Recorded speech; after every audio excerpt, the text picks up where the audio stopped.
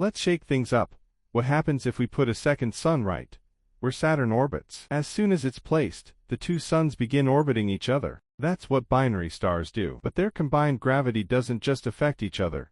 It throws the entire outer solar system into chaos. Jupiter takes the biggest hit. Its massive family of moons, once perfectly synchronized, can't handle the gravitational tug-of-war. One by one, they break away, scattering in all directions. The asteroid belt doesn't fare any better. After billions of years in stable orbits, its rocks are sent flying, many of them hurtling toward the inner solar system.